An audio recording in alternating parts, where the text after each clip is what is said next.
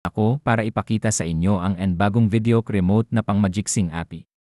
Hindi mo makailangan pang bumili ng karaoke player para ma-enjoy mo ang traditional na video machine. Install mo lang sa inyong Android Geo ang Magicsing app at mag-print ng songbook ng Magicsing. Pwede mo nang gamitin ang video button na ito.